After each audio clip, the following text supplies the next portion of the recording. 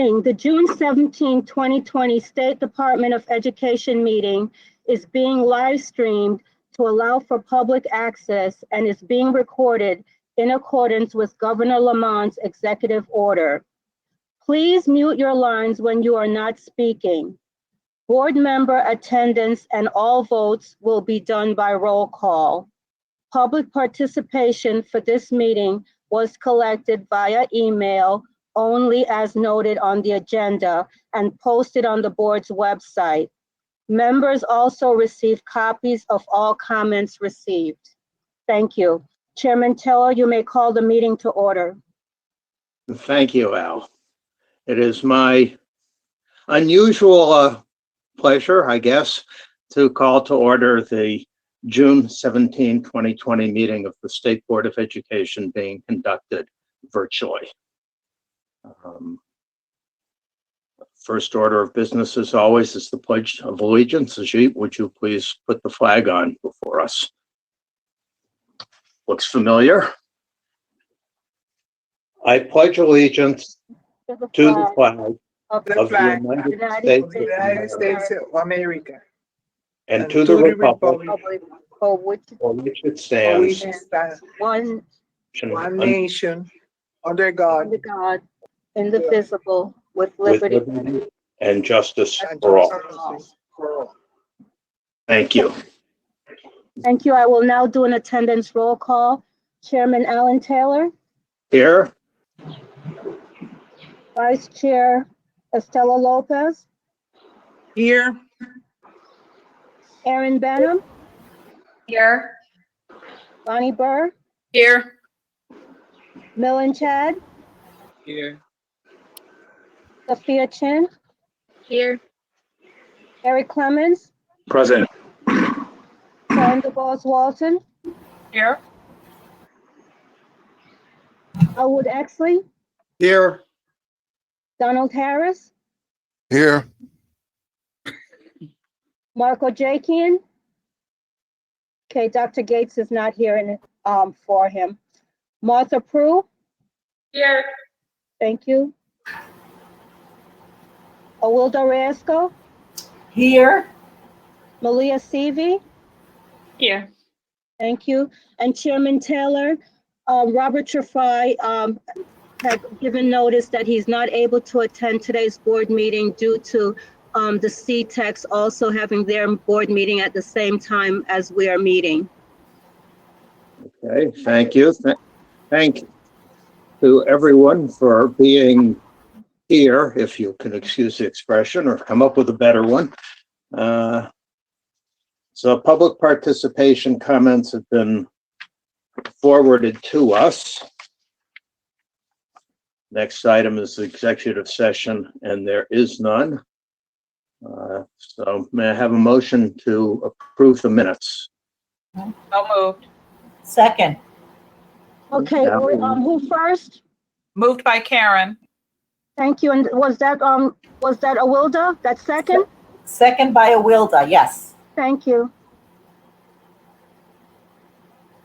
Al, do you need to call the roll? Yes, I will now take a roll call for the minutes. Chairman Taylor? Yes. Chairman Taylor? Somebody has a microphone open and is getting a lot of background noise. Oh, that's better. Okay, so I'm doing the roll call for the minutes. So Chairman Taylor? Yes. Thank you. Vice Chair Lopez? Yes. Erin Benham? Yes. Bonnie Burr? Yes. Eric Clemens? Yes. Karen DeBose Walton? Yes. Elwood Exley? Yes. Donald Harris? Yes. Martha Prue? Yes. Awilda Rasco? Yes. Malia Seavey? Yes. Thank you. That concludes the vote for the minutes, which has passed unanimously. Thank you. Thank you. Next item on the agenda is the report of the commissioner. Commissioner. Thank you very much. Good morning, everyone. It's nice to see you virtually, albeit, but it's very nice to see you all. I want to start off first with a heartfelt congratulations to our students who are graduating this week, next week, and in the coming weeks from our schools in Connecticut.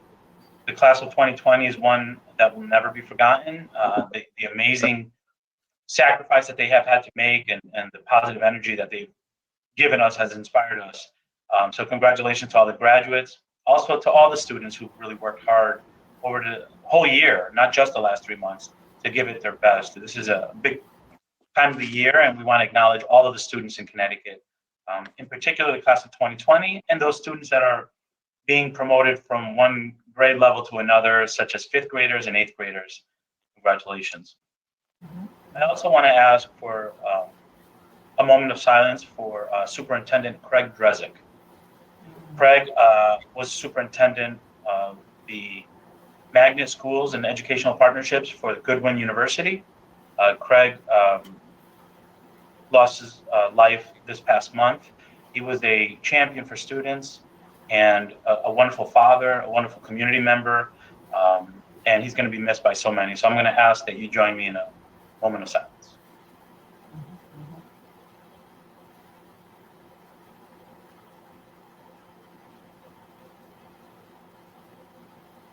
Thank you.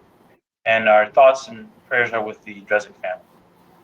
I want to provide updates on some of the activity over the last month for the agency.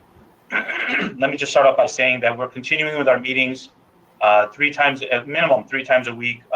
More often it's daily with the Office of Policy Management, Office of the Governor, the Department of Public Health on considerations for fall reopening. We know that many are waiting for some guidance on that, and we are at the point now where we're making sure that there's alignment with our thoughts and the thoughts of the other agencies as we move forward to present the governor with a plan that he can adopt as our fall reopening plan.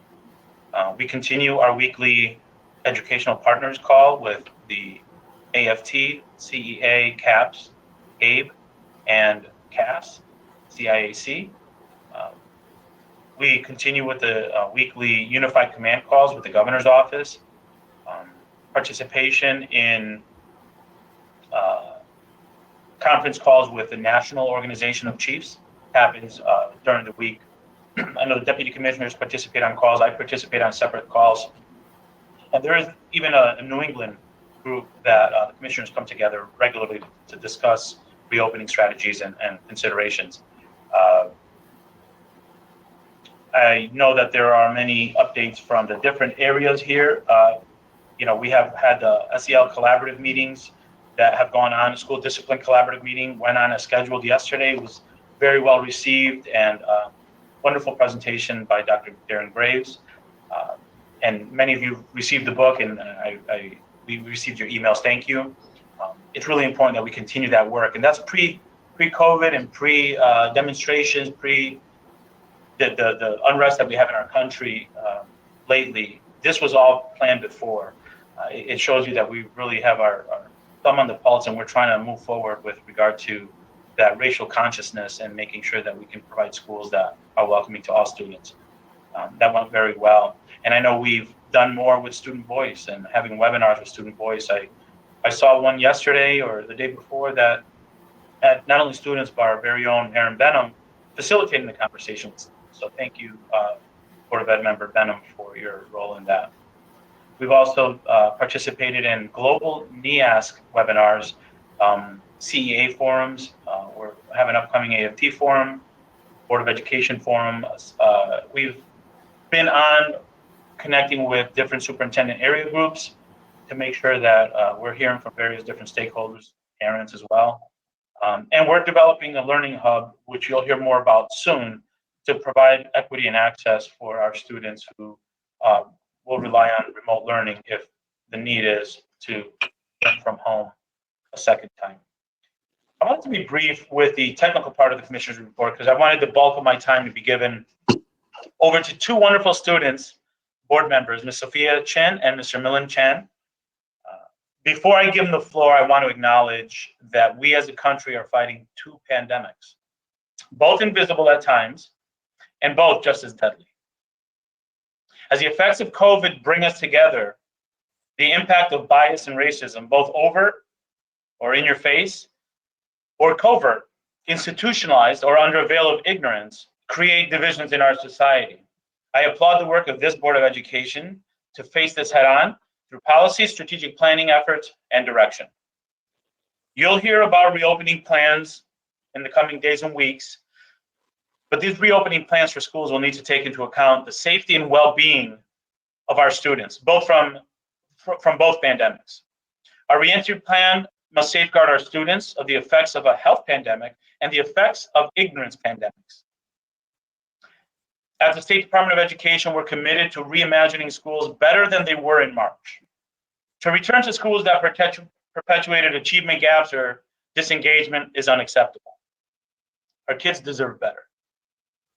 We must be prepared to address the racial tensions in our country and empower our youngest learners to take the reins of this great country and our great state. They'll be the best strategy for improving outcomes for the next generation. It's with them in mind that we acknowledge and support the efforts to bring racial equity to our country. I have complete confidence in the next generation. Sophia and Milan are two examples why. Early on in the year, you may recall this, they shared topics that were really important to them. They prepared a statement for today, their last day on our board. I respectfully ask that you listen to their words and consider how their thoughts will shape the important work we have ahead. I would like to defer the rest of my time as a commissioner's report to these wonderful students. Sophia will talk about the importance of diverse curricular materials, and Milan will share the importance of mental health support for students. So now, without further ado, Sophia, the floor is yours. Thank you. Coming onto the board, my main topic of concern was perspectives in curriculum and teaching. And the reason why, ever since elementary school, there has been a curriculum involving the study of other nations and cultures. However, many times this has been a stereotypically one-sided perspective. From learning about the Native Americans at Thanksgiving in 4th grade to the devastating halt of the Chinese Empire due to the opioid crisis, I've seen our schools focus on the negatives of other countries and cultures as beneficial towards us as Americans. We rarely learn about the strengths and moments of power by other nations and see mostly primary sources from similar backgrounds. At the beginning of my sophomore year, my AP US history teacher warned us of the partisan information we would be learning, but that this curriculum was necessary because of the advanced placement guidelines. Similarly, I'm currently enrolled in the UConn course, Seminar in Writing Through Literature, in which the purpose of the course is to allow students to see the world through strong pieces of literature. Unfortunately, we have not read a single entire book written by an author of color throughout the whole year and do not see such literature on the course syllabus. Students should not be seeing the world through the literature of only one type of human because the world is not made up of one type of human. This pool of knowledge about other cultures that us students must draw our schema from impedes upon the potential we have for learning and assimilating other cultures into our lives. I myself am certainly guilty of using information from class to make a generalization about a culture that we barely touched upon in a lecture, and I definitely see this as a grave issue. It is ultimately critical that Connecticut public schools are cognizant of such predisposed bias in national curriculum and the potential to improve at the state level. Understandably, this takes time and dedication towards the introduction of potential semester courses, more lectures, and a couple lessons that would go a long way towards helping the school community and beyond be more knowledgeable about the diversity around us.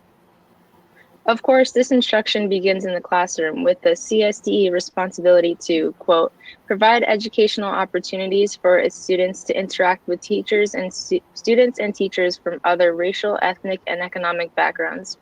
I'm proud to be part of a school system working hard towards encouraging minority educators and reducing ethnic and racial isolation, but this can always be improved. It is simply more than opening up hiring of teachers to be more focused on race, but rather inspiring those in school now, especially children of color, to want to become a teacher. We want such students to go into teaching because they want to help and inspire not only other children of color, but also students who come from a dissimilar background. Teachers from all different backgrounds can only be beneficial, and simply the thought of having a teacher that looks like me, a multiracial, multi-ethnic woman of color, genuinely inspires me to consider becoming an educator in my future.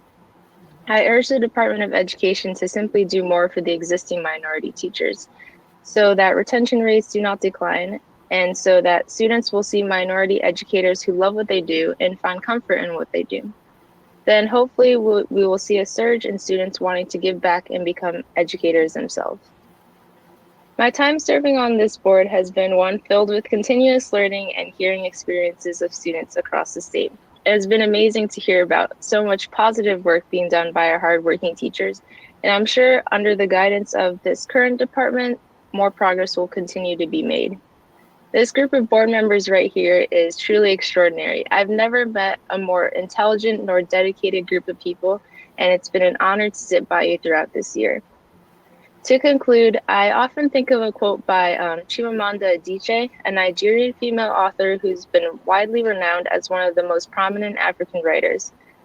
She holds the title of most watched TED Talk called The Danger of the Single Story. And in this lecture, she says, quote, the single story creates stereotypes, and the problem with stereotypes is not that they are untrue, but that they are incomplete. They make one story become the whole story, the only story, sorry. End quote. So I challenge the state of Connecticut and the Department of Education to continue talking about the difficult topics like bias and recognize the great room for improvement in our public schools. Not only can we improve the curriculum for our students to see the world with, but we can inspire these same students to want to go into education after such positive experiences. Thank you. Thank you, Sophia. I think we deserve a round of applause. That was amazing. Thank you, Sophia, for that passion. And what I'd like to do is have a copy sent to all board members so that they can have the words of Sophia. You know, your words really inspire us, and you've been saying it all year, and you speak from the heart, and we're going to honor your request. We're going to continue to do the work that you're saying we need to make it better. And now, Millen is going to share. Yes. I just want to request that her remarks be part of our minutes. Although the minutes will be long, I think we need to have them in the record of our meeting. Thank you. Mm-hmm. Thank you. Millen has another very passionate perspective that I think it'd be great to hear. So Millen? Thank you, Commissioner. And before I start, I just want to thank everyone on the board so much for everything you guys have done all year and for truly listening to us, because I think our voices, it's really nice to know that we're valued and that you guys truly love and care about what we have to say. So thank you guys. But I'll begin with my statement. So all year I've been talking about mental health and education, and I think that mental health is truly a narrative. So I'll start off with this.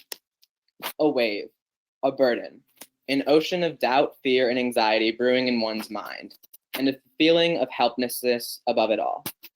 The definition of a mental health disorder is believed to be innate, fixed, and only defined in one way. Yet that burden is so much more than what meets the eye, a wave that takes countless forms and an impact that lasts a lifetime. In the world of psychology, adolescence is seen as a time of discovery, a period in an individual's life where their identity is discovered, refined, and curated. Teenagers today, however, encounter countless barriers while shaping their path. These barriers are usually in the form of a similar wave, a wave that begins to tear them down and change their lives dramatically. The crippling control of mental health is at the forefront of our society's struggles, whether it be affecting an individual's life, causing impacts on a community, or resulting in a tragic suicide. Therefore, promoting mental health awareness is more than just silencing the stigma, even though changing mindsets is also pivotal to making a difference in society. Nevertheless, advocating for positive brain health is about changing a culture filled with high suicide rates in teens, negative social media influence, and closed lines of communications. The education system, Connecticut, and America as a whole need to recognize the importance of brain health and work to change our societal standards, especially for the lives of students in our school systems. Living in Newtown, Connecticut, I've experienced the pain and the suffering of surviving a tragedy in my school. My once safe haven as a child has now and forever become a war zone, a place filled with trauma and fear lingering. Although our community has become stronger, the effects of this pain will never leave. Last year specifically, Jeremy Richmond, the founder of the Aviel Foundation, also killed himself. As a mentor and friend, his suicide affected so many others and myself. But no one could ever imagine the pain he went through. Even though, as a leader of a nonprofit fighting for better brain health, he couldn't fight the relentless grip of his pain. Like so many other students, sometimes the pain is too much. Sometimes their anxiety, doubt, and fears are too strong. However, being an optimist, I don't believe it has to be this way. I don't believe I can stand here and watch this happen without fighting for change. The struggles of mental health disorders are real. Grief is real. Pain and suffering is real. But how we cope with it and how we receive support is what truly matters. Because we can imagine their pain, and we need to empathize with those who are struggling. As a monumental pillar of our great state of Connecticut, I truly believe, especially after these past months on the Board of Education, that it is our job to create the resources, the support, and the aid to every district, every school, and most importantly, every student. Because no one deserves to suffer in silence. No one deserves to live a life full of pain where no one is listening. This support can take many forms, whether it means more budgeting for mental health aid, or creating relevant programs for districts to implement, or educating counselors and teachers on best practices. There are countless initiatives to continue to build upon and create the best school climate for students today. It shouldn't matter if you live in Greenwich or Bridgeport. All students should have equal opportunity to mental health support. So I urge the Department of Education, the state of Connecticut, and even America as a whole, to fight the preconceived notions on mental health, to create equal access of support for all, and to continue to advocate for awareness and understanding. We need to be the listening ear, to hear the pain and to respond with empathy, because everyone deserves a little compassion. And I want to thank everyone on the board for truly emphasizing this message all year, because I think that as a board, we have all worked so hard to really work on these issues and fix them. And one quote that I thought of that specifically stood out from Jeremy himself, that he always told me, was to solve a puzzle, unite discordant viewpoints, embrace the diverse. And I think that this board does exactly that. So I'm excited to see what the future will bring. Thank you very much. Thank you both very much. Thank you, Millen. Thank you for sharing your personal experience through that also. You highlight areas of focus for us, and your words provide that inspiration, that motivation to continue to do the work we're doing and even do more. So thank you for your input all year and for the wonderful, wonderful words. As I said earlier, all members of the team of the Board of Education will receive that, and they'll be added to the notes online also. So Chairman Taylor, that concludes the Commissioner's report. Okay, thank you very much, Commissioner. We have 2 action items. May I have a motion on 6A? The meeting schedule for 2021, as you'll see, it does contain a tentative July meeting. Traditionally, the board has not felt the need to have July meetings. We'll see what happens next year. The board will see what happens. Have a motion? Aaron, thank you. Second. Thank you. Any discussion? All in favor? Alan, I have a question actually about this year's schedule. Are we Okay. meeting in July and August? I mean, I don't- we're voting on the following years, but I do have a question about our continuous calendar for this year. let me suggest, Erin, and this will be a request to the commissioner, that when there's a plan regarding the opening of the schools, that even if it's not a formal board meeting, that we do have some sort of a opportunity to hear what the plans are and what the steps are going to happen. I think that will be important. In August, we usually have a retreat. We haven't planned for a retreat, but maybe there should be, the time should be used to, again, even if it's a short time, to do some overview of the things that should be happening in next year. So I would hope that we keep those dates open, just in case, regarding, what we need to talk about. I think it's really important. Yeah, for next month, Aaron, I do anticipate needing to bring an item or two forward to the board. So I do anticipate needing to bring some stuff forward for next month. Okay. And we have no idea yet as of whether or not the board will have a retreat. I think it's unlikely that we'll have, and certainly not a retreat together, I'm afraid. But we may have a meeting. It just concerns me because, as you know, it was around this time last year that we had the same discussion and we skipped over the retreat. And at that time, some of our board members never had the opportunity. And now we have multiple new board members. And I think it's just an important piece that to go without some kind of meeting to go over all that information that is so different than a board meeting. And I just think it's important. And I know our board members that are still on that did not get the opportunity last year, missed it just when they had to pick their committee meetings. It was difficult because there was so little knowledge given to them. So I would encourage that we try to do something, because there are so many that are new to the board, and to go over just the workings of the board, the workings of the committee, I think is really important that we do that. Yeah. Yeah, Erin, if you may remember, we did an overview and a small orientation regarding the work of committees and so on just before we were quarantined. But I do think in August, there should be an opportunity to sort of hear and talk with the commissioner about the plans for next year. I know we have to start the strategic revision of the strategic plan, so I would suggest that we use that time in August to again prepare for next year's work. And again, that's my thought, but I appreciate what you're recommending. Thank you. This is Bonnie. I think that this is Bonnie. I guess I would say this is Bonnie. I guess I would say, as a new board member, and given just the two pandemics, Commissioner, to paraphrase what you said, we've got a lot of things to do, and I can tell you, as a new board member, I would not mind having a retreat to learn more. Yeah. And I think of just going ahead with that plan, for the 3 board members that were on when we did the last one. As you recall, we worked on that plan for almost a year before it was established.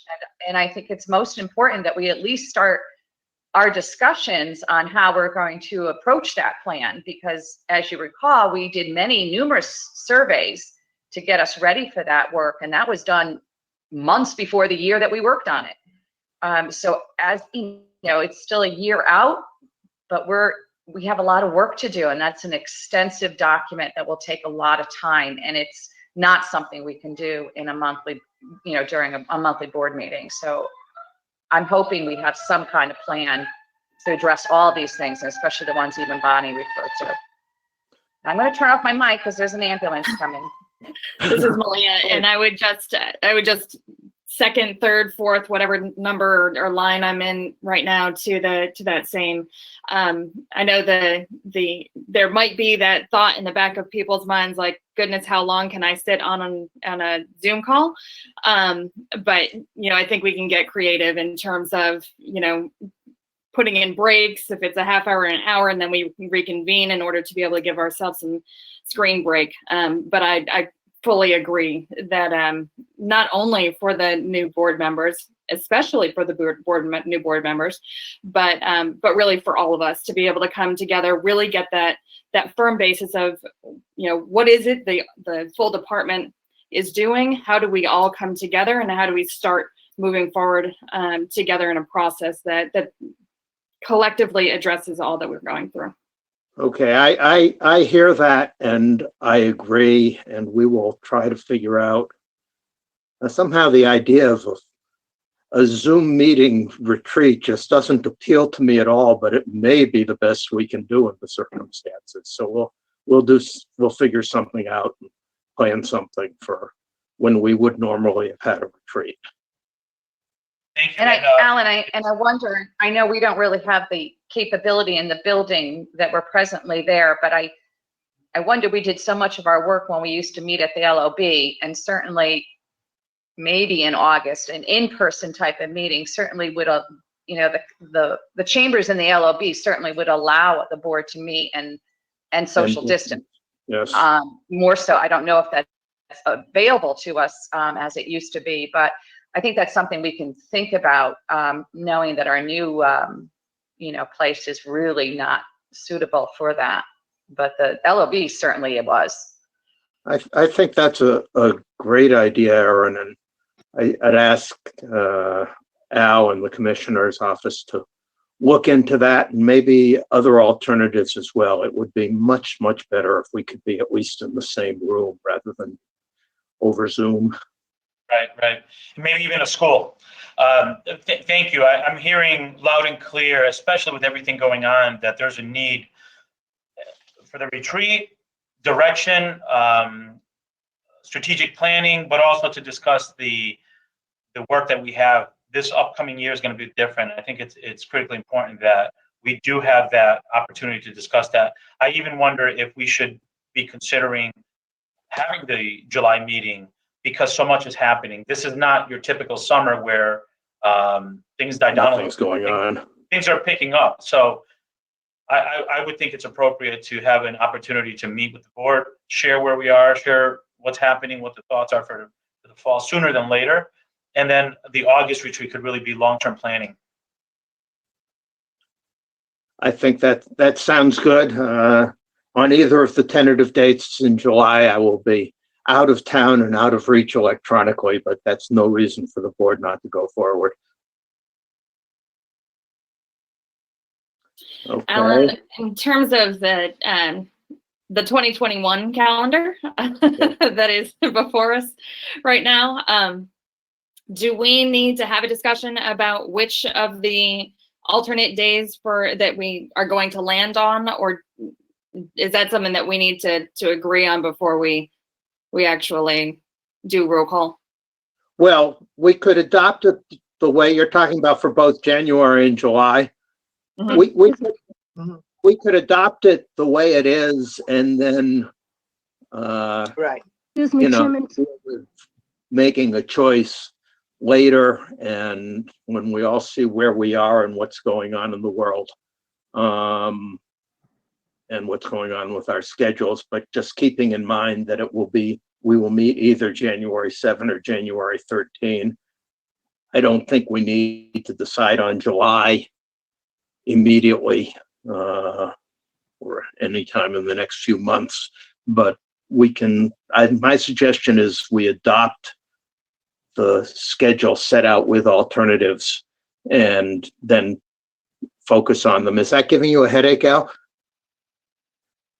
Excuse me? You put your head in your hands. I was wondering if that was creating. Oh, I'm sorry. I'm looking down on my papers. No, sorry. Okay. Any other comments on that? Okay, then let's, I guess, call the roll. Ready for a roll call vote? Yes. Okay. So for agenda item 6A, the 2021 meeting schedule, Chairman Taylor, Aye. Vice Chair Lopez, Yes. Karen Benham, Yes. Bonnie Burke, Yes. Eric Clemens, Yes. Karen DeBose Walton, Yes. Elwood Exley, Yes. Donald Harris, Yes. Martha Prue, Yes. Awilda Rasco, Yes. Malia Seavey. Yes. Thank you. That concludes that vote, and it has passed unanimously. Thank you. Thank you. Okay, so let's see. May I have a motion for item 6B? Yes, 6B. Correct. That's the item that I move, Alice? No, we're going to listen to, That's 6B, the and racial when that's imbalance. concluded. Okay. Is there a motion? So moved. Thank you. Second? Thank you. Who's second? Aaron, sorry, Alvin, Aaron. Thank you. All right.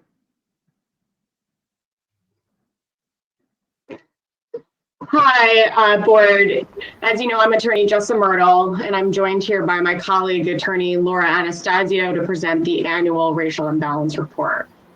As many of you know, this report has been presented annually since 1999, so it's been a number of years. But today I wanted to pause before discussing the statutory requirements and the action that we request of you, which today is relatively straightforward. And just say that when I considered presenting today, I couldn't imagine producing the racial imbalance statistics without addressing the national efforts in front, the institutionalized racism that's caused unacceptable acts of violence. We're all here, I think, in part because we know the strength of education as one way to challenge and influence injustice and promote equity. And so I just wanted to recommit to supporting your 5-year plan, ensuring equity and excellence for all students, and recommit to strengthening our schools' capacity to challenge and address the injustices, focus on supporting our Black and Brown communities, and acknowledge that we present this report within that national context this year. So the agenda item, racial imbalance statute, is relatively narrow. The charge today has to do with just an action accepting the statistical report related to the racial imbalance statute. Under the statute, as you know, racial imbalance means the proportion of minority students in all grades of the school substantially exceeds or falls substantially short of the proportion of overall minority student population for the same grades throughout the district.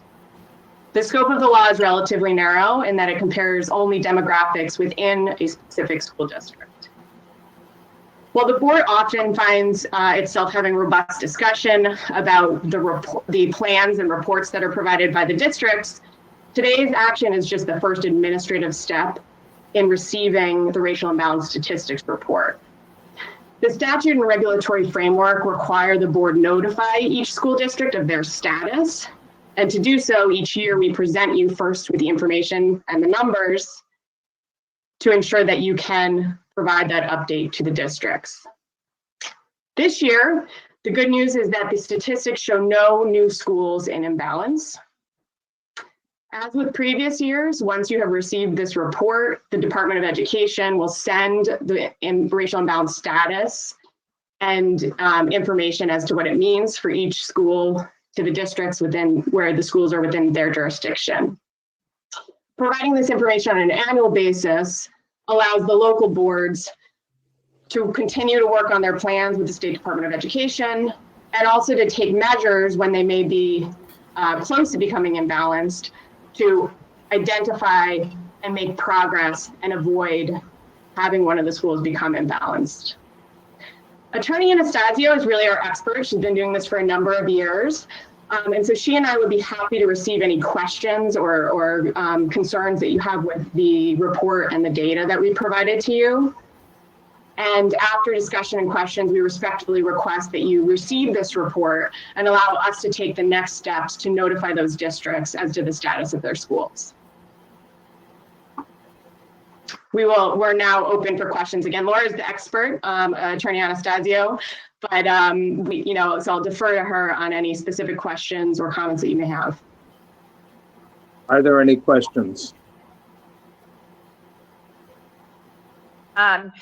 Jess, I'm glad that you clarified that the vote we're taking today is just to accept the report. As some of my fellow board members know, some of these schools we have seen come before us many, many times. And I'm hoping that when we do get to see them, that we do see a change in some of them that have had this racial imbalance for quite some time, and for some of them pushing, 10, 15 years. So I'm glad you clarified that we are just voting on accepting the report. So thank you for that.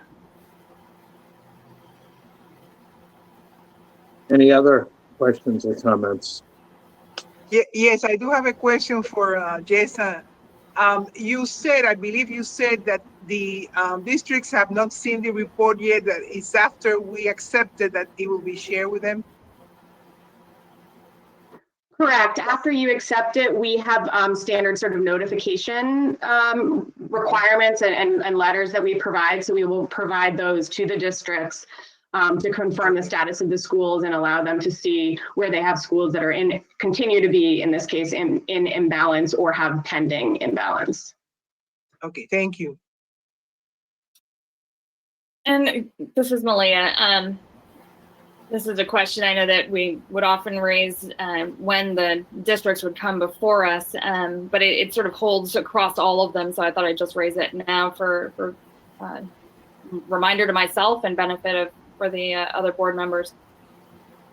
Aaron, you mentioned that there are some districts that are coming on around 10 or more years of this. And so the question really becomes, what is the role of the department beyond sort of the notifying and continual checkups from year to year? Are there actually any sort of repercussions? Is there anything that actually incentivizes towns to change? And I will further qualify that by just saying that we also recognize that there is a larger issue than just a district by district issue here in Connecticut, that there is more of a regional and statewide equity issue. But I'll put that aside and then just leave my original question. Well, under the racial imbalance statute, there are no specific penalties for a school district that has continuing imbalance in their schools. However, this board can review the plans, can go back to a district and say, this isn't working, you need to amend your plan. If they amend their plan and you review that and you feel that it is not going to adequately address the imbalance, you can require them to go back to the table and come back with a plan that is better suited to actually remedying the imbalance. These are very difficult issues that can take a great deal of time. A lot of these school districts, when they're discussing moving children, it can be a very traumatic and emotional reaction that they get from their community. And they need to have their communities behind whatever plans they have. Vetting it and communicating it and allowing families to have their input is extremely important. And with some of these districts, they've been on the list for a very long times, and in many cases, it's a situation where they try and fix it in one school, but when they do that, it happens in another school. So each town is unique. They have different problems in addressing the racial imbalance. And, again, your power is really with forcing them to go to the table and create a plan that actually will address the imbalance. This board does have the power under Section 10(4)B if it feels that a district is not cooperating. You can go to court and you can force them to come up with a plan, but really there is no financial penalty for them. It really is more of a pressure to get them to sit down at the table and have these really difficult discussions to come up with some remedy.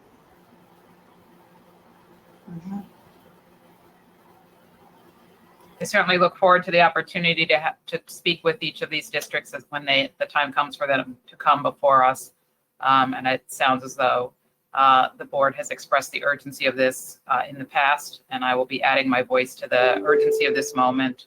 That while I recognize the disruption they're concerned about for their families, there's equal urgency for the inequity and addressing the inequity. So I look forward to that. Thank you for the report.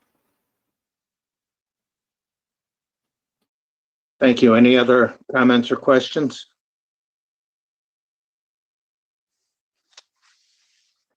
Okay. We have done 6C and 6D. No, I need to take a vote roll call on that. Okay. All right, so for 6B, the receipt of the racial imbalance, Chairman Taylor, Aye. Vice Chair Lopez. Aye. Erin Benham, Aye. Bonnie Burr, Yes. Eric Clemens, Yes. Karen DeBose Walton, Yes. Elwood Exley, Yes. Donald Harris, Yes. Martha Prue, Yes. Wilda Riesco, Yes. Leah Seavey. Yes. Thank you. That concludes the vote and it has passed unanimously. Thank you. Thank you. Chairman Taylor, this is Estela. There are Yes. two additional resolutions that are not part of the formal agenda, but what we need to now take and vote on them. And these two resolutions are to honor our students, Milan Chan and Sophia Chin. So let me do it in order. And the first resolution that I want to move is that the board honors the work, the contribution of Milan Chan as student representatives to the Connecticut State Board of Education this year. So I need a second. Second. Thank you. That's Lopez and Harris. Thank you. And is there anybody who wants to say anything? I'd like to read out a resolution, and I have it here in front of me. Looks good. Okay. So, Connecticut State Board of Education, Hartford. Whereas Section 10.1 of the Connecticut General Statute provides for the appointment of 2 student members to the Connecticut State Board of Education, and whereas Governor Ned Lamont appointed Millen Chan of Newtown to the State Board of Education for a 1-year term commencing August 6, 2019, and whereas during his tenure, Mr. Chan served with distinction and has contributed greatly to the board's discussion of educational policy issues, now therefore be it resolved that the State Board of Education extends to Millen Chan its appreciation for his commitment to educational excellence and equity in Connecticut public schools and best wishes for success in his future endeavors. Approved unanimously the 17th day of June 2020 by Chairman Alan Taylor and Secretary of the Board of Education, Miguel Cardona. Thank you. And Ellen, Ellen, please open your packet. Oh, I can open it now? Yes. Yes, please. And the card also. Open your packet. There we go. Oh, there we go. I love it. We expect those to be hanging in your dorm rooms. Definitely. Open the card that I sent. Open the card that I sent.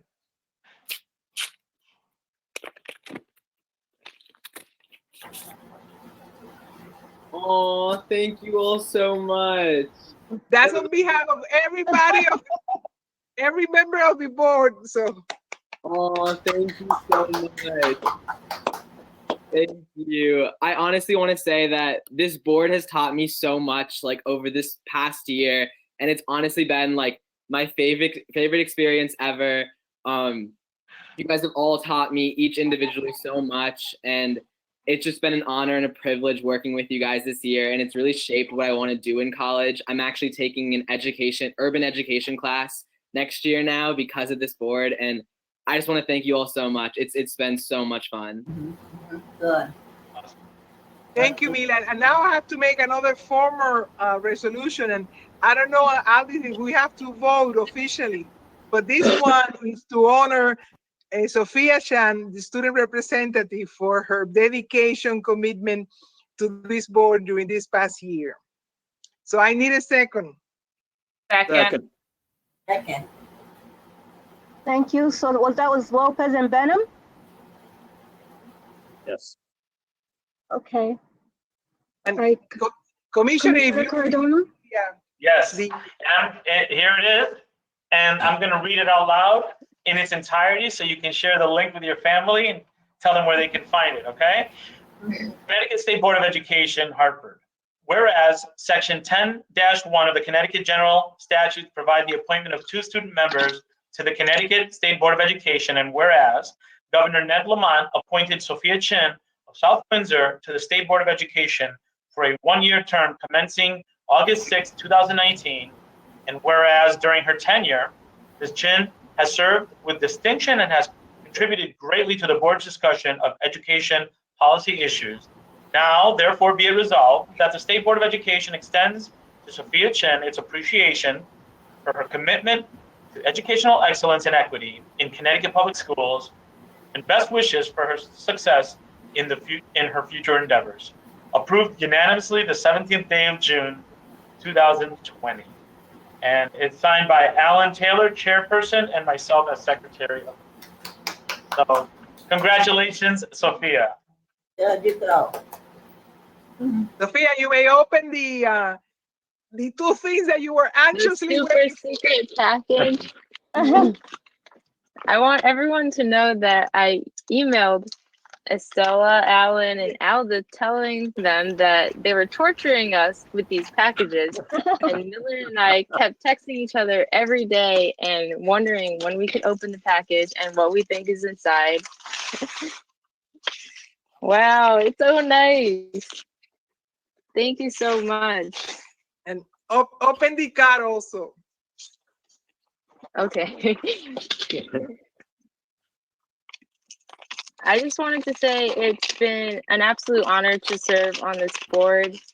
It's given me so many new perspectives to look at the world with, and I think that I'm definitely going to carry this with me. This is not one of the activities that I do, or any activity that I do where I did it and then it's done. I'll always remember serving on this board, and I think personally my family is a little tired of hearing about all of you guys and how amazing you are and how bomb the meetings are and just how much fun I have listening to you guys help Connecticut students.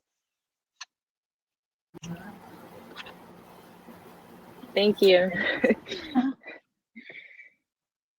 We're so delighted to have had you. Yeah. Adi, do we have to take a formal vote, a roll call vote? I think we could even just go with if anybody is opposed, because I think it's unanimous, but I don't think we need a roll call vote. We could just have everyone say aye. Aye. Aye. I also would like to add to Sophia and Millen, it has been such an honor having sit next to me during these meetings, and my only regret is that we weren't able to see each other in person. I send you a big hug to both of you. I'm going to miss you both. I mean it when I said, and we've had great students on the board. Your shoes are going to be big ones to fill, because you two and your voice, you know how important student voice is to me. So I wish you the best. I hope that you stay in touch with us, and it's been a pleasure and an honor to sit with the two of you. So thank you so much. Thank you. We'll definitely be back. We'll come to a board meeting. Good. We'll come haunt you if you don't.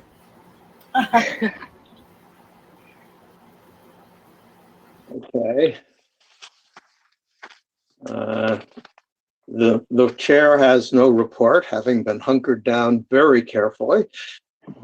And I take it there are no financial matters, which is kind of a serious, concerning statement, but I guess we'll work with it. Chairman Taylor, I believe that for Kathy Dempsey, regarding the financial matters report, on the June 3rd meeting, she had referenced that they were currently engaging in closing out the fiscal year for June 30th. And so that's still the process since this is just June 17th. Okay. That takes us to the consent agenda. May I have a motion, or does anybody want to discuss any of these items?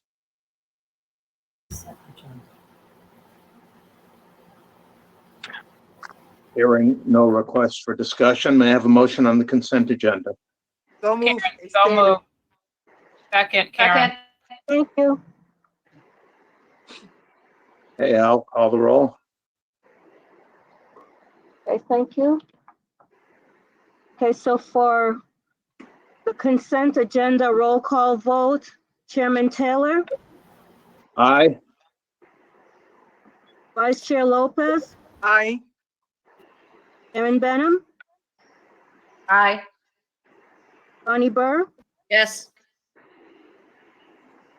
Eric Clemens, Aye. Karen DeBose Walton, Aye. Elwood Exley, Yes. Donald Harris, Yes. Martha Prue, Yes. Awilda Riesco, Yes. Malia Seavey. Yes. Thank you. That concludes the vote for the consent agenda, which has passed unanimously. Thank you. Thank you. Do we have any committee reports? Starting with academic standards? No report. We will be meeting on Monday, the 22nd of this month. Excellent, thank you. Accountability? No report. Finance, no report. Legislation, policy? Yes, we met this morning. The committee got a wonderful update from our amazing staff at the agency. We received so many updates about what supports are out there for our students, our parents, special groups, our special ed, our EL. Our staff has just done a wonderful job at this, and so kudos to all of them and the many plethora of resources out there. We discussed about how to get them out further, knowing that even though as we come to a close, we have many at-home teachers who are still going to be at-home teachers over the summer, and there is just so much good information there. We reviewed the workings of the committee and set up our next meeting to talk about the racial inequities, as well as some of the reports that the board has gone through previously, legislation and that type of things that we typically work on during the year, but because of the situation, we did not. So that was all reviewed by the committee as well. But I must admit, just the agency and the work that they did, and as this was John and Ben and Charlene and Jessa talking about the work that they did, not just with their own agency, but the collaboration with many other agencies in Connecticut was just fabulous. So it was a very good update for our committee. Thank you. Is there anything further any questions for Erin? Alan, I'm going to also add just under the NASB piece and I don't know if Ajit is still on, but an interesting thing came up at the NASB call last time that a lot of districts are concerned about and had to address. And I wondered if we experienced it in Connecticut at all. And it was the parent piece. And a lot of districts talked about how they had to revisit, especially as they think about reopening, of all those different, like those of you who have kids in school, parent portals and all those things that parents typically use to check their kids' grades, the data on their children, and so forth. And we have a lot of parents who used it. And what they said is, what they found is that the parents really reached out and said, we needed to be retrained. Typically a district will have like training sessions for these things at the beginning of the year. Some parents do it, some parents only do it at report card time, but they realized that they needed to be retrained because they needed it more like on a daily basis to see where their child was. And I thought that was interesting, that I wonder how many parents and districts dealt with that, parents were trying to help, but couldn't, retrieve the information because they didn't go to the training or sort of forgot the training. So I thought that was an interesting piece that came out of a lot of states. I think it's interesting that you're saying that there is training. So I'm not familiar with training as a parent. I know in Meriden they used to train, because a lot of teachers would quite frankly go on and listen to the training too. But I know they used to do some training. I'm not sure if all districts do. Right. But, That's a good. I know I can speak from my experience as a parent. I've gotten emails and texts, and I become familiar with the program through using it. But it brings up a good point about, could there be a statement about making sure that parent engagement during distance learning looks very different, right? And part of it is giving them the tools to be able to access some of that information that we're going to need them to look at, and maybe even create a cadence of how often they're looking at it and how they can communicate districts. That's something that I haven't heard specifically about that, but I think it's a point that proactively maybe we can just, as we're talking about potentials moving forward in the fall, that's an indication that districts should think about to set up, even if it's a little YouTube videos, or we can have students or families that are doing it saying how they do it and how they use it. I think that's a good proactive recommendation. Yes. Also had a good conversation and legislation and policy around the inequities in families' access to technology and internet, and wanting to delve more deeply into that in our future conversation. So I appreciated the joining this committee and the rich conversation that we had. Thank you both. Your comments have reminded me of a question. Eric, are you still on? Yes, I am. Could you, I don't know if there's anything more to say than what we've read in the newspapers about the collapse of the Dalio Partnership Initiative, and did there 4,000 computers that organization gathered or purchased, did they get distributed to students, and what's happening? Yeah. You want to talk about the collapse or the computers? Both. Okay. Yeah. So it's been well said and well reported that the Partnership for Connecticut, which is really the public-private partnership of the Dalio Foundation and the state of Connecticut, kind of quarterbacked by two incredible philanthropists, in my opinion, Ray and Barbara Dalio and Governor Ned Lamont, did not work, and didn't work for many reasons that I will not go into. But, I will say personally that my heart was broken when realizing that we could not go forward, for the simple reason that there are over 40,000 kids who are disengaged, disconnected. And most of those kids, probably 75 to 80% of those kids, look like me. And we had feasibly about $200 million earmarked for those kids especially. And because of a host of political issues, I will call them, that we couldn't go forward and help those kids. And that, because I've said it quite often, that my reason for being engaged in this, one, being a friend of Barbara and Ray, two, I was a disengaged and disconnected youth. And my brother, who was shot and killed at 18, was a disengaged, disconnected youth. And so I know what it feels like to wait for help and help never come. And so the thrust of my being has always been to try and help those kids who are living in conditions I was able to escape. And so that was really, really the impetus for me to be involved in this in a real way. And again, my heart is just broken that the help that could have came will never come in the way that it should have because of a host of political issues that we just couldn't move forward. And that's really kind of, in your words, the collapse of it. And I wouldn't even call it a collapse because it never really got started, quite frankly. Now, we were able to, thankfully, get out 60,000.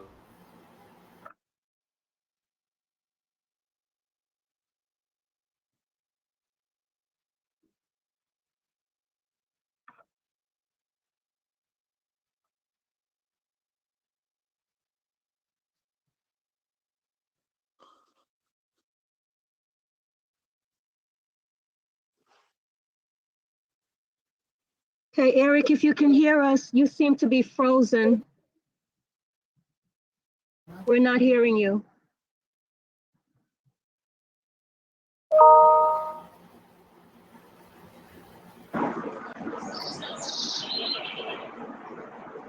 Did I lose you? Okay, You you're what? back now. Oh, I'm sorry. Where did I lose you? You lost 60,000 laptops. Yes. So we were able to get 60,000 laptops to kids in alliance districts who so need that technology to move forward in their learning. And it was at a cost at about $25 million.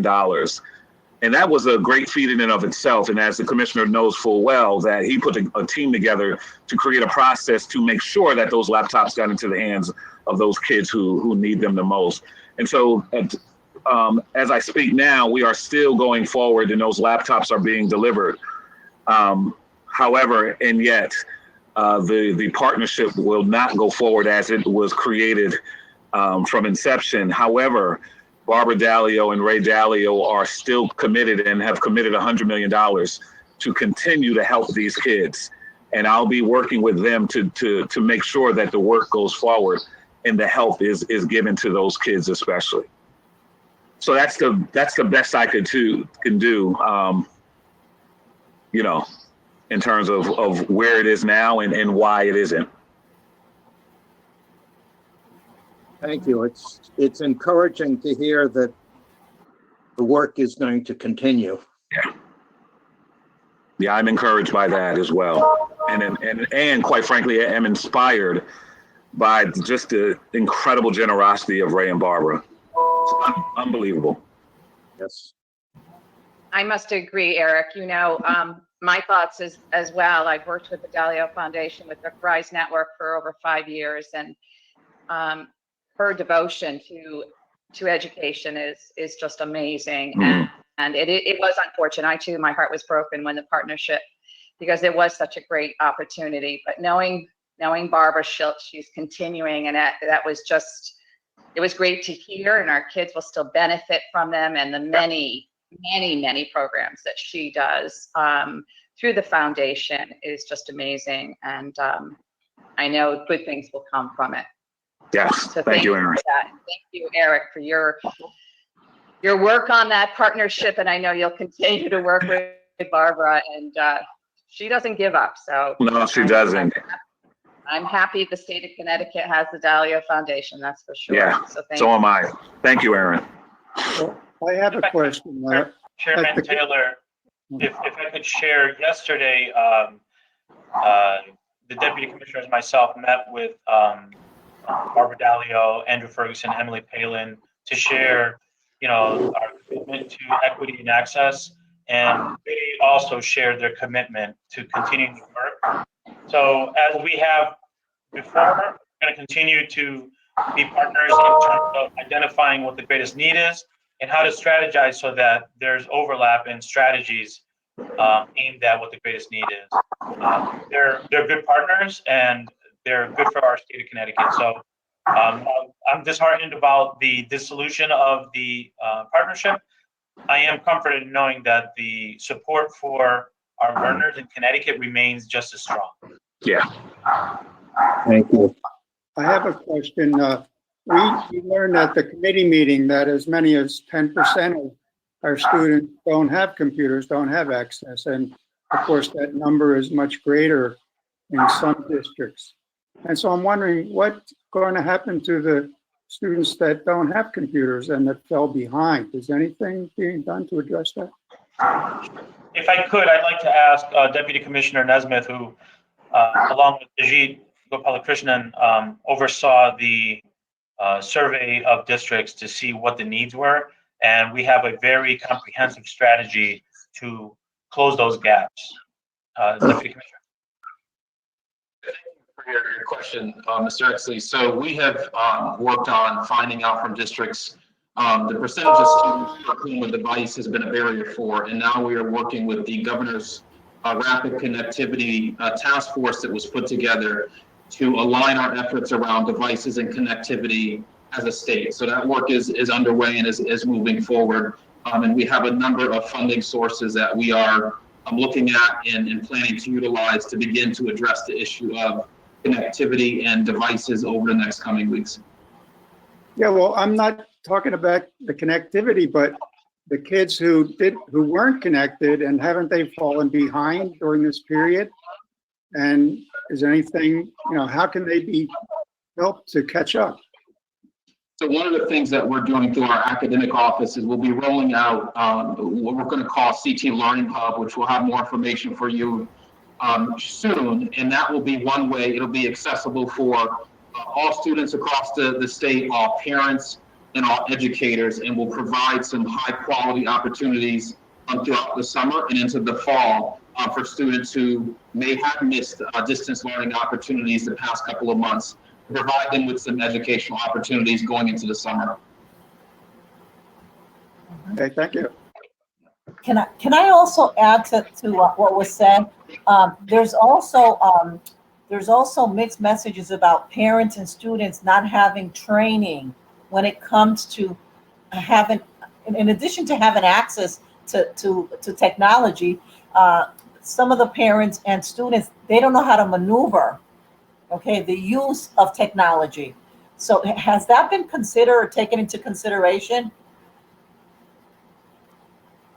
So we've talked to our superintendents about that concern, and we also will have some professional development opportunities in our learning hub specifically for parents and students around professional development that has to do with technology. In addition to that, the alliance districts that Mr. Clemens mentioned will also be receiving some tailored professional development specific to their needs. And that is also part of what will be provided to them in addition to those 60,000 laptops. Good, thank you. Welcome. Commissioner or Desi, what is your best guess as to whether school opens at the beginning of September? So, that's $1 million question, right? And we feel very confident. If you saw the governor's press conference yesterday, Connecticut is one of 6 states that is moving in the right direction. I think a lot of that has to do with the commitment by Connecticut people to take those precautionary measures that were outlined for the last 3 months. The social distancing, the staying home if you can, the use of facial coverings. So we're finding that Connecticut, the reopening is likely going to be influenced by the fact that we've been able to do that.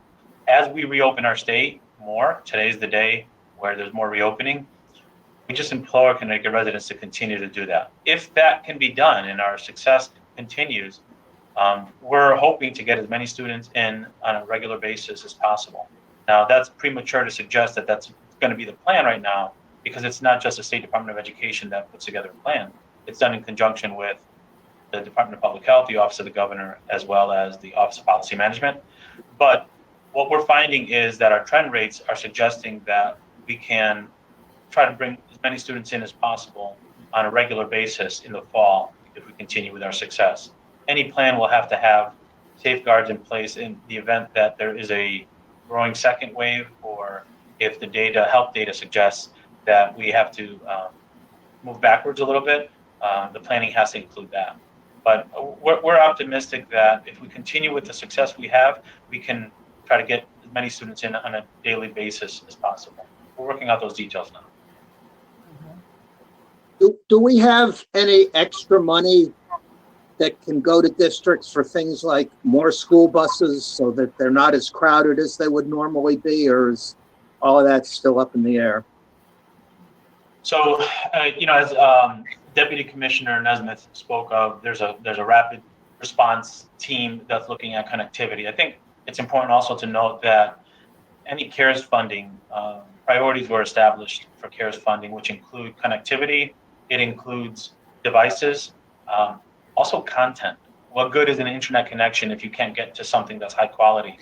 We talked earlier before COVID about the disparity in quality of content. And we want to make sure that as the State Department of Education, we're standing up a system that levels the playing field to some degree. So that's another priority. Social emotional development, dealing with supporting students through trauma is another thing, and professional learning. Those are some of the highlights of what we identified as priorities. The CARES Act reserves has the State Department of Education being able to identify other pockets of need, as well as the governor has education funds that can be earmarked toward areas of need. What we're going to try to do is put out a plan and do a needs assessment of where the greatest needs are, and it could be for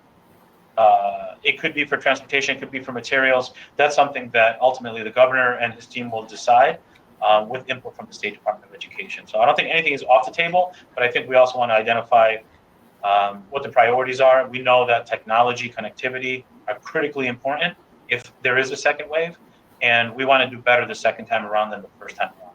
Given the fact that we did everything we could, our teachers and districts did everything they could with such short notice, we want to plan for the next round if in fact that comes.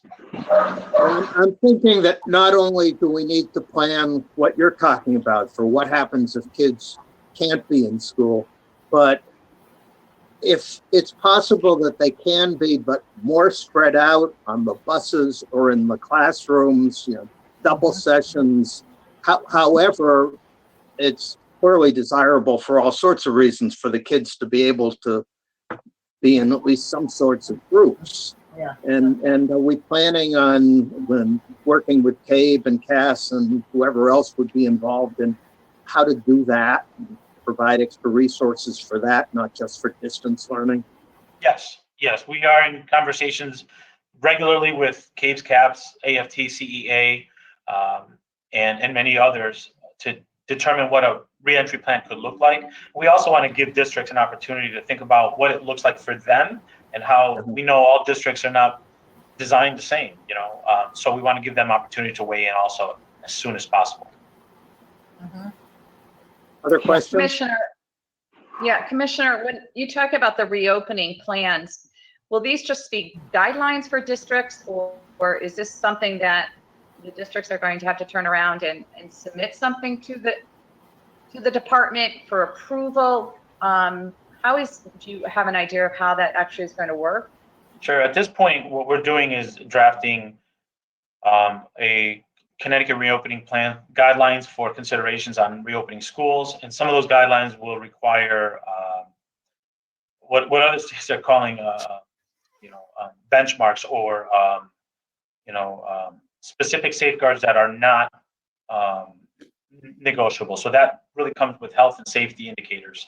And what we're going to try to do is provide some guidance there where districts could think about how that looks for their district and report out what concerns they're having, what needs they have, and then we can try to support them based on that. It's not going to be a scripted, this is what you have to do in order to open. It's going to be, these are the guidelines based on health and safety, and these are considerations you should be thinking about as you plan for reopening in the fall. Okay, because the concern, for some of our district is class size. We certainly have districts that can manage changing that class size, and then we have districts that it would be very difficult without, severe cuts to manage that class size, if that's one of them. And of course, the question I'm asked all the time is, are our students going to have to wear a mask returning, and when will we know whether or not they have to wear a mask to enter a public school? But my really concern is the districts that just aren't going to be able to accommodate some of the things without severe cuts in other areas. Right. Yeah. No, that's all being taken into account, and the health guidance and the health data will determine what the requirements are. I'm thankful that we are doing really well in the state, and I'm confident that if we continue that, there's a greater likelihood that some of these considerations are not going to be as strong as they were 2-3 months ago, when there was less testing available and there was a higher number of higher number of infection spread. But we hear that, and we're taking that into account as we try to finalize what the requirements are, without being so prescriptive that schools can't open. We want to be realistic to what the realities are, and so far they're trending well. But we also have to come up with a plan in the event that they trend the other direction as well. Can I ask a clarifying question about process? So in terms of communications between the department and districts to date around reopening or gathering input from them, can you talk about what that has been? Because I know what sort of how I'm experiencing communication from districts to parents, which is different from, of course, communications that another parent I know in another district is getting, and words they're getting from the district. So I was wondering if you could just provide clarification for me about what's the communications from the department to districts about about sort of the plans as they're being developed for guidance around reopening, and what maybe the department is looking for from districts and helping to inform that.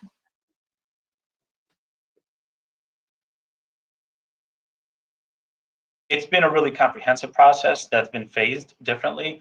As you recall, the governor established a reopening advisory team maybe a month and a half, 2 months ago, where we had educational stakeholders providing input.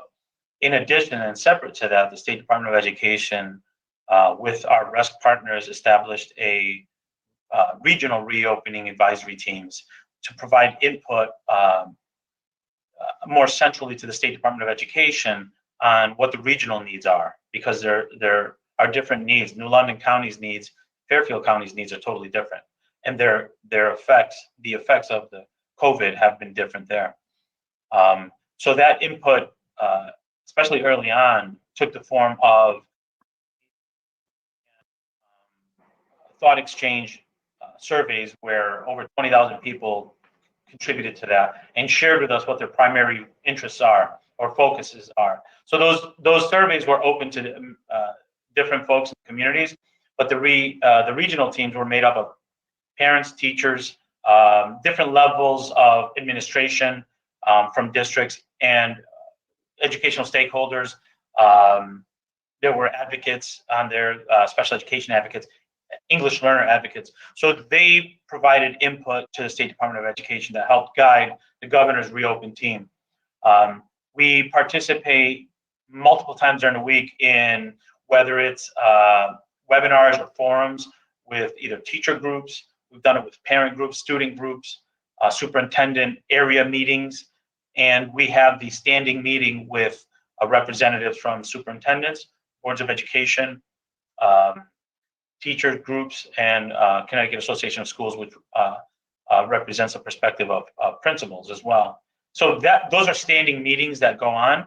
At this point, we've gotten to the point now where we're engaging more regularly, 3 times a week for an hour and a half with the Department of Public Health, the Office of the Governor. So literally the governor's staff because ultimately it's going to be his plan, and the Office of Policy Management to discuss finances, to discuss what policies need to be brought in.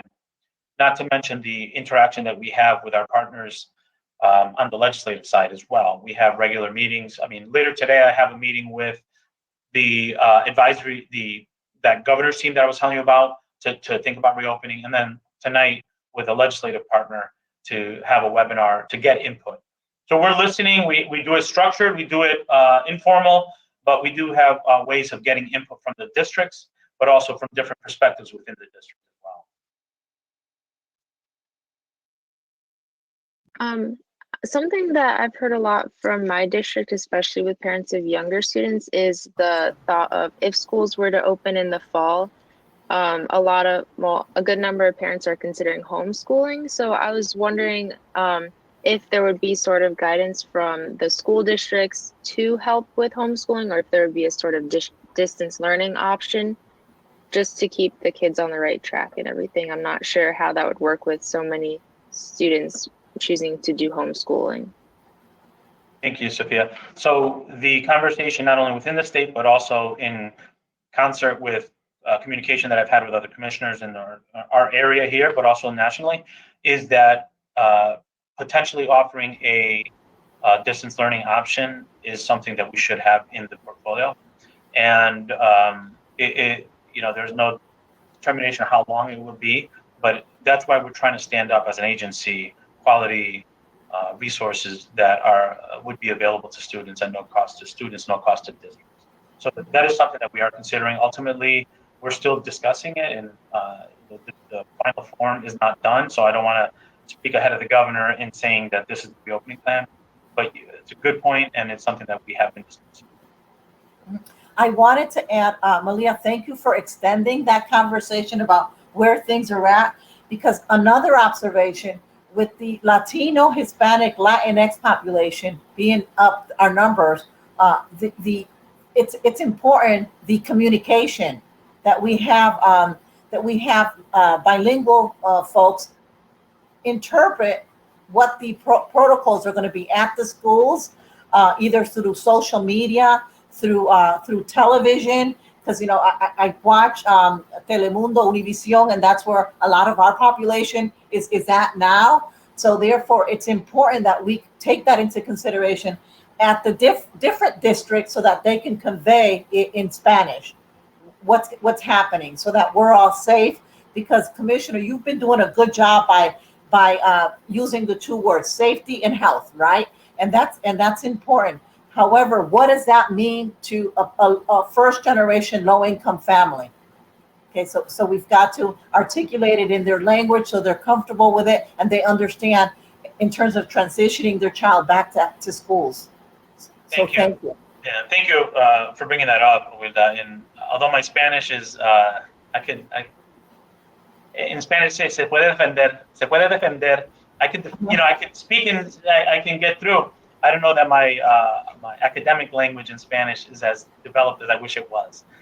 We have Dr. Gladys Labas, who joined our team, you might recall, a couple months ago, who I've also assigned to be the liaison with regard to networks that reach out. I had an interview, La Voz Hispana requested, and I have done the circuit of Latino media, and but it's very surface level. When it's time to communicate specifics, we have Dr. Labas available to do that. I may ask some of our bilingual board members in the future maybe to be guests on some of these places. But I think you bring up a good point. And this is really not just about sharing information. It's really about health and safety. It's about making sure that if we're telling families, facial coverings are important because that they understand it in their native language, so that they can make sure that they're also a part of the process and understanding it. So your point is well taken. Thank you. Thank you. Any other questions, comments?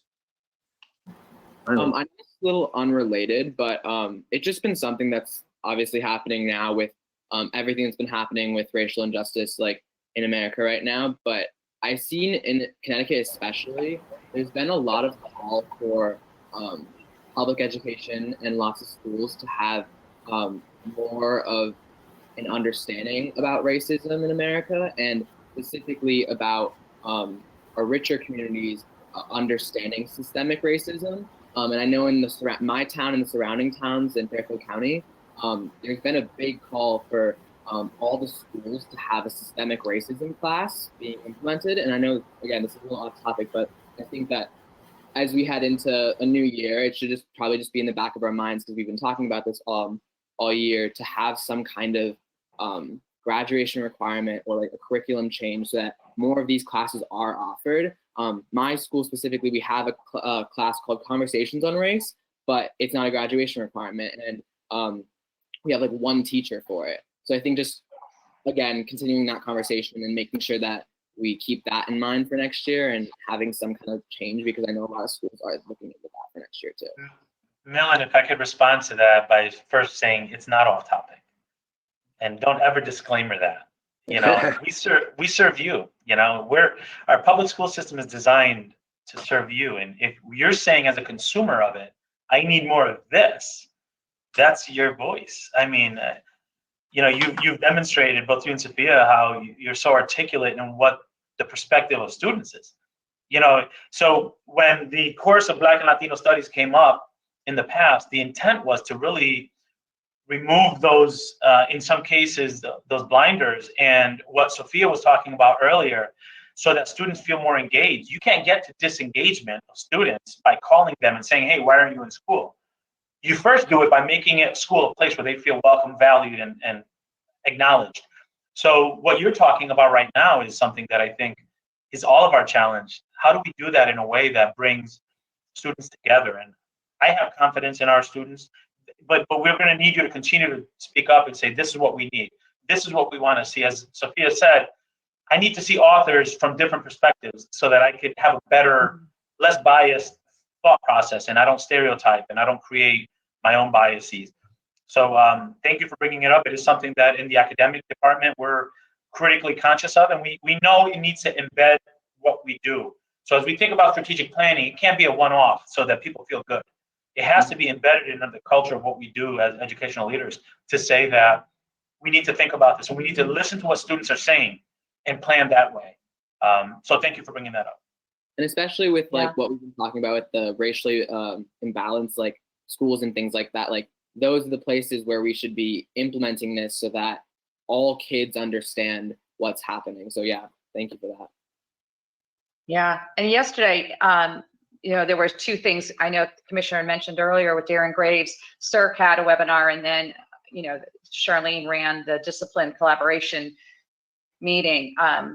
And Millen, those things were addressed, and we actually heard of programs, schools that have it as part of their capstone. It was very interesting how many of them actually have, and they're real. They're not just, you know, one and done type of things. They were real in-depth courses that students taught, and they have a lot of statistics on how it made a difference for a lot of these kids that really needed this kind of curriculum and piece. So it was really interesting that both of those and the collaborative yesterday really concentrated on that. And so I think all the board members received his book, correct? I don't know if Charlene is still on. I'm like looking if Charlene's still on. But he touches on it a little bit in the book, but I think it's going to be televised, at least the one from CERC. It's worth watching. It was very, very interesting. And he's come to the collaborative, as Estella knows, many times. He's always great to listen to and hear. So it was something that we have schools that are doing it, but we need more. Thank you for sharing that, Erin. And board members did receive the book, and we're making other opportunities available for Drs. Graves and Sider to continue this conversation with us, so you'll learn more about it. They've on a call at the collaborative yesterday, Representative Tony Walker was there, and as a result of that, they're going to be doing a presentation next week with the Black and Puerto Rican Caucus around, you know, the same concepts and ideas, because of course policymakers are a critical part of this conversation, and further dialogue with us on the collaborative, and also working with CAPS for superintendents. So we have something that I think is really impactful to have this conversation about critical consciousness and having our schools, the roles that schools can play, to the point that Milan and Sophie are making. So thank you. Anything else from anybody? Thank you, Charlene. I just have a question, Malia. To what extent have we, as a department, gone through all the materials and resources that are on our website or that we offer out to districts to ensure that those are addressing all the conversation that we're having right now? So I'll invite our colleagues from the agency if they have more information to share. Are you referring to most recently, like since the COVID or prior, or both? Wherever we stand right now, to what extent is the materials we're putting out there addressing racial, coming at the work with a racial lens? I believe we most recently have put out resources and materials around that, and a lot of the resources that are available do address that. Desi and Charlene are on the line. If you have specifics with regard to Malia's question, feel free to jump in. Just release some materials for districts and schools to be able to utilize around the racial injustice piece. And related to COVID, we've released a number of different resource volumes for districts and schools to utilize related to the learning piece, the academic piece, and the SEL piece, as well as continuing to feed resources up to the REST repository that districts and parents and families also have access to. Part of the work we were doing before COVID even came was really trying to create a campaign in Connecticut where we are asking districts and district leaders in particular to think about their whole district and how the conversation is going in their district. Oftentimes, you know, students will talk about it and they see it, but there's no real explicit effort to address whatever racial divide there might be or whatever bias that students are feeling. So we had a series of activities that we were planning, culminating with, we were in the works to try to secure a university for a 2-day workshop and invite leaders from districts to think about how they can become more explicit in the attempts to provide culturally competent curriculum and address these issues of inequity and race in a way that builds community versus separate. Because if not done well, it could further divide. We had all these great intentions, and to be very frank with you, then COVID hit, and we had to pause on some of that. But we did put out some of it. Charlene, do you have any information on some of the resources that we gave out that I know Glenn worked really hard on putting together? Thank you, Commissioner. Right, there is a series of resources that we made available. What I hear Malia is also saying, though, because it's not in isolation, but also making sure that whatever we're looking at, we say equity is not just something we're going to do when the pandemic is over. It is a part of everything that we do.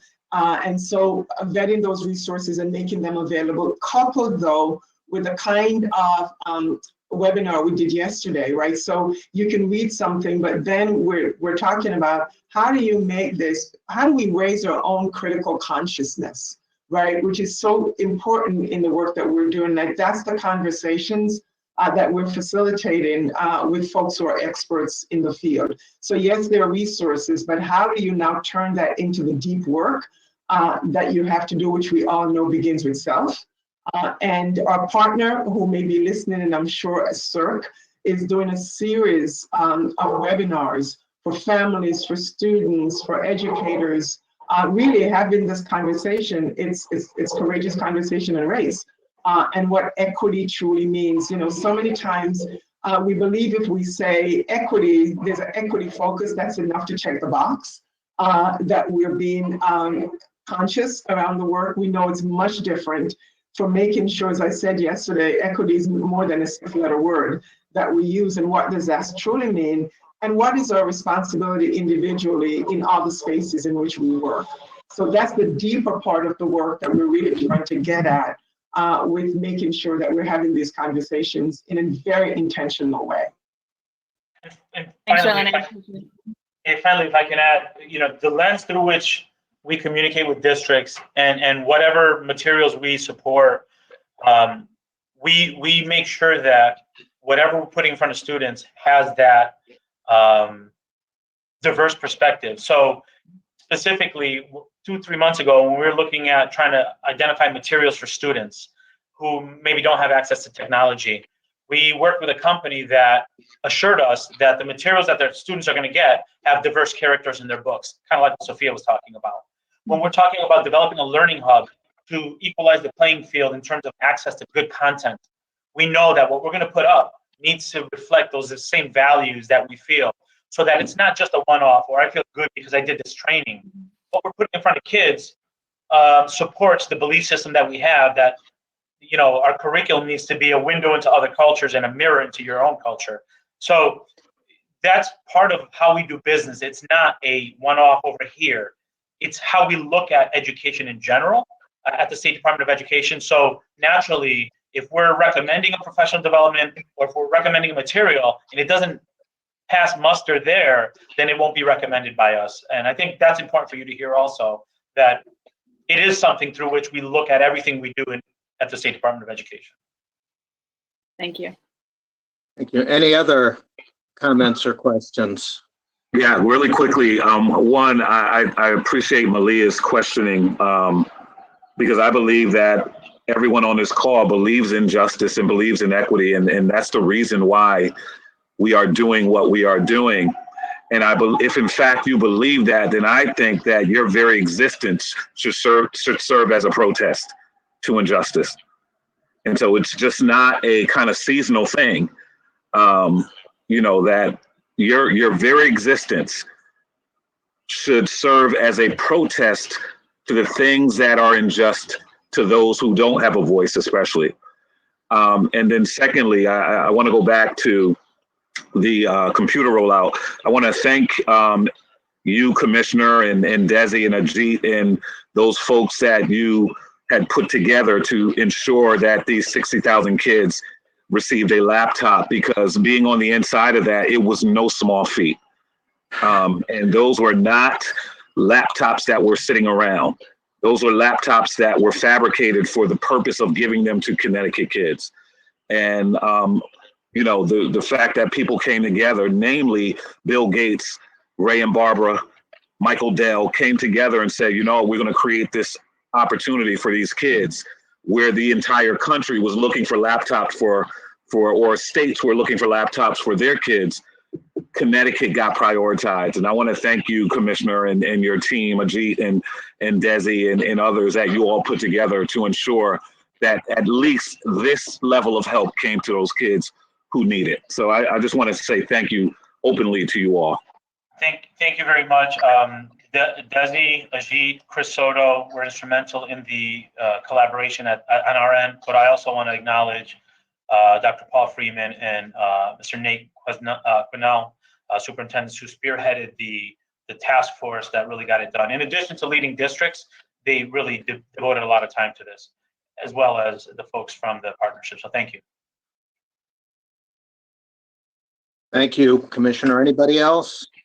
I just want to say in closing, I guess, that as you all know, I've been on this board for now it's a quarter century. And there's never, thank goodness, been anything like this. And Commissioner, Charlene, Ajit, Desi, you have rallied and rallied the entire staff of the department in a way that I find just inspirational and magnificent. And knowing that our kids can't lose several months. I'm in an age where I can sit home, but our kids can't. And you're taking care of them. And I am so deeply grateful to all of you for what you're doing and to your staffs. And I hope you will pass that on, because I know I speak for the entire board in thanking all of you for the work that is going on in this incredible time. Thank you. Thank you. I think we are adjourned. It will be passed along. I want to share with this board included in the conversation, we're at a different point in education than we've ever been, ever in any of our lifetimes. And it's really more of our personal calling. And let me tell you, it's challenging. This is a challenging time, but we're not alone. we have a wonderful community in Connecticut of educators, of leaders who are ready to roll up their sleeves with us. And we're going to do our very best to keep students at the center of everything that we do. And having a supportive board that gets it is the best wind behind our sails that we need. So thank you for the comments. I think there's nothing else. I just wanted to thank you for, Aldine, for sending us the book, and I'm reading it as I go along, so I appreciate your time and effort with sending this out to us. And Commissioner and your staff is awesome, because we constantly need professional development. You know, we talk about how do we help others, but we also have to help ourselves. So this was a good instrument to begin the professional development. So thank you, Charlene, Aldine, for all the work you've been doing, and I appreciate the book. So thank you. Thank you. Hey, thank you all. We are adjourned. Thank you. Have a great day, all. Yes, happy Father's Day to Thank you. Thank you. Have a great day, everyone. Stay healthy, all. Yes. Bye. Bye. Bye, Sophia.